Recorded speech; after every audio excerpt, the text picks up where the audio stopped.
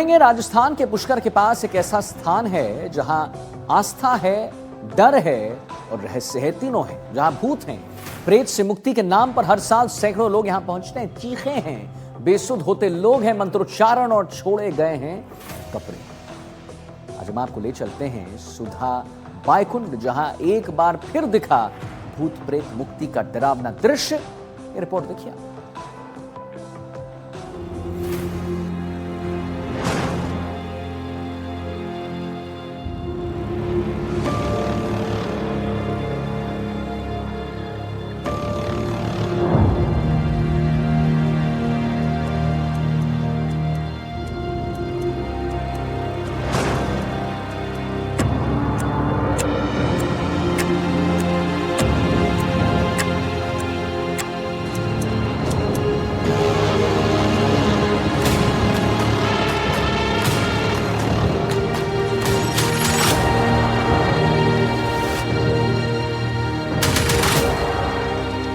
बायकुंड, जो राजस्थान के पुष्कर के पास है, एक प्रसिद्ध स्थान है जहां भूत प्रेत बाधाओं से मुक्ति पाने के लिए लोग आते हैं। खासकर नवरात्रों में यहां भूत प्रेत मुक्ति के डरावने और अद्भुत दृश्य देखे जाते हैं, जहां भक्त कुंड में स्नान करते हैं और मिट्टी लगाते हैं, जिससे शरीर में मौजूद आत्माएं निकलती हुई प्रतीत होती है, जो सामान्य लोगों के लिए अजब और भयावह हो सकता है, पर श्रद्धालुओं की गहरी आस्था का केंद्र है। पुष्कर का पावन सुधा बायकुंड, जहां श्री राम ने किया था पितृतर्पण, आज भी मिलती है आत्माओं को मोक्ष और श्रद्धालुओं को पुण्य। बिहार के बोध गया जितना फल प्राप्त होता है। राजस्थान के पुष्कर के पास एक ऐसा स्थान जहां आस्था है, डर है और रहस्य है, जहां भूत प्रेत मुक्ति के नाम पर हर साल सैकड़ों लोग पहुंचते हैं। चीखे, बेसुध होते लोग, मंत्रोच्चार और छोड़े गए कपड़े। आज हम आपको लिए चलते हैं सुधा बायकुंड, जहां एक बार फिर दिखा भूत प्रेत मुक्ति का डरावना दृश्य।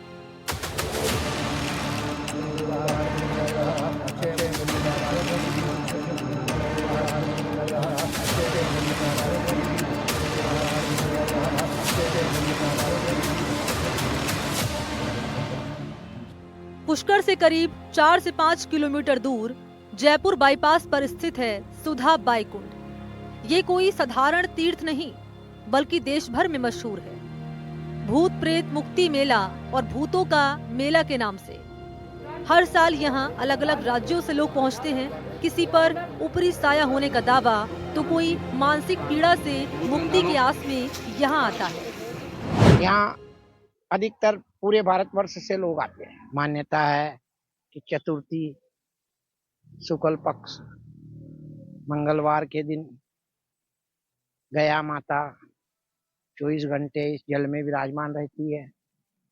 यहाँ पूर्व काल में भगवान रामचंद्र जी भी अपने गुरु आज्ञा से पिता दशरथ जी का पिंडदान, उनको तर्पण आदि तृप्त करने यहाँ पर आए थे। इसका पद्म पुराण में उल्लेख मिलता है। यहाँ प्रेत मोक्ष भी होते हैं, नारायण बलि पिंड तर्पण आदि कर्म चलते हैं। यात्रीगण आते हैं, प्रेत बाधा से मुक्ति मिलती है। शरीर में कोई प्रेत बाधा से ग्रसित होता है, उसको यहाँ स्नान मात्र से गया माता के कुंड में मोक्ष हो जाता है और उसका हमेशा हमेशा के लिए शरीर से पिंड पीछा छूट जाता है। अनुष्ठान शुरू होते ही माहौल बदल जाता है। वैदिक मंत्रों की गूंज, हवन की आग और बीच बीच में अचानक उठती चीखें।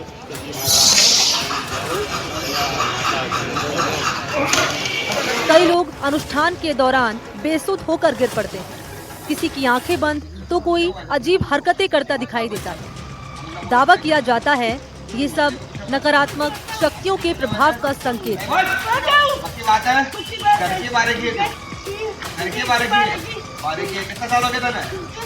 अब काय चाहत तू? अब परेशान जारी कर दी? हाँ?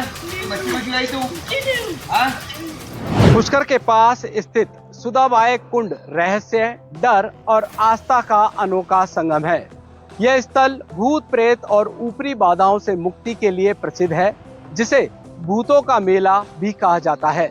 मान्यता है कि कुंड में स्नान करने से नकारात्मक शक्तियों से छुटकारा मिलता है। यहाँ शुक्ल पक्ष की चतुर्थी और मंगलवार को विशेष योग में वैदिक पूजा हवन किए जाते हैं। स्नान के बाद पीड़ित अपने कपड़े त्याग देते हैं। विश्वास है कि ब्रह्मा जी के यज्ञ से जुड़ा ये कुंड गया समान पिंडदान का महत्व रखता है। मान्यता है सुधा बाई कुंड में स्नान करने से भूत प्रेत और बुरी आत्माओं से मुक्ति मिलती है। स्नान के बाद लोग अपने पहने हुए कपड़े यहीं कुंड किनारे छोड़ देते हैं। इन्हें पुराने जीवन और नकारात्मक ऊर्जा का प्रतीक माना जाता है।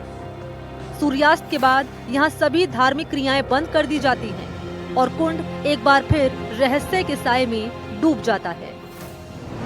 ये वही कुंड है जहाँ पर श्री राम भगवान ने वनवास के दौरान अपने पिता का जो है पिंडदान किया था। उस वक्त उनके पास आटे नहीं था, मिट्टी के गोले बनाकर उन्होंने ये पिंडदान की जो प्रक्रिया है वो की थी। और ये भी बताया जाता है इस कुंड में और पूजा पाठ करने और धार्मिक अनुष्ठान करने के लिए राजस्थान सहित भारत के अलग अलग राज्यों से यहाँ पर जो लोग हैं वो आते हैं।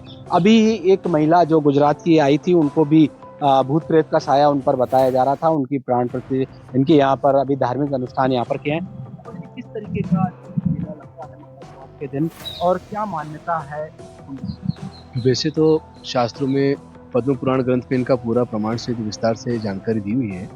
और इसके अलावा जैसे यहाँ पे लोग कर्म करने के लिए आते हैं तो पितरों का तो कर्म होता ही है, जैसे उनके लिए में तो पिंडदान तर्पण आदि करते हैं, तो शास्त्र सम्मत के अनुसार उनकी आत्मा को शांति मिलती है। इसके अलावा जैसे अभी एक कर्म कराने वाले आते हैं, उनको किसी भी प्रकार के कोई बचपन से लेके उनकी आयु भर में किसी भी कोई घटना से वो ग्रसित हो जाते हैं, तो मानसिक रूप से शारीरिक रूप से वो कमज़ोर पड़ जाते हैं। तो जब वे यहाँ पे आके स्नान करते हैं तो उनको विश्राम मिलता है। स्नान के पश्चात जब वो विधिवत देवताओं का यज्ञ और उनके पितरों के लिए पिंडदान देते हैं तो उन भटकती आत्माओं को मोक्ष की प्राप्ति होती है और यहाँ आने के बाद में उसे अपना पुनः जन्म प्राप्त होता है और वो कहीं भी नहीं भटकता। गुजरात, मध्य प्रदेश, उत्तर प्रदेश और दिल्ली जैसे राज्यों से लोग यहाँ पहुँचते हैं। कई लोग दावा करते हैं कि यहाँ आने के बाद उन्हें राहत मिली। हम गुजरात से आए हैं, सूरत से, और मैं जिनके पास नौकरी करता हूँ वो मैडम के वो अभी 2-3 सालों से बहुत परेशानी थी। यहाँ वहाँ दरगाह ले गए, मंदिर ले गए, तो सब बताते थे कि इनके शरीर में प्रेत है। तो किसी ने इनको बताया कि बूढ़ा पुष्कर जाओ, वहाँ पे इसका अच्छा सा इलाज होता है और सब खत्म हो जाता है। अब ये सुन के हम उनको लेके यहाँ पे आए हैं। तो अब तक तो नहीं पता था, लेकिन यहाँ अब आज हमको पता चला है, बताया गया कि इनके शरीर में कुछ ऐसा प्रेत है और यहाँ स्नान करने से वो ठीक हो जाएगा, मुक्त हो जाएगी। चैत्र और कार्तिक पूर्णिमा और पुष्कर मेले के समय यहाँ भारी भीड़ उमड़ती है। तांत्रिक क्रियाएं, मंत्रोच्चार और पीड़ितों की चीखें इस स्थान को आस्था और भय की सीमा पर खड़ा कर देती हैं।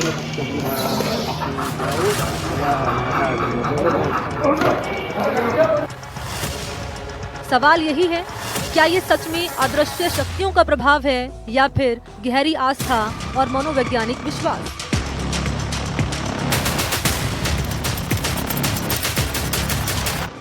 जो भी हो, सुधा बाई कुंड आज भी रहस्य, डर और विश्वास तीनों का संगम बना हुआ है।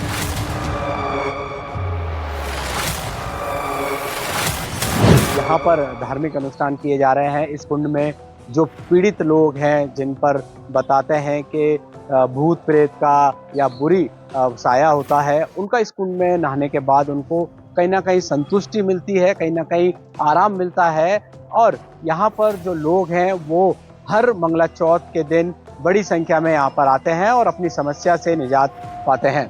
एनडीटीवी राजस्थान, अजमेर से पवन अटारिया।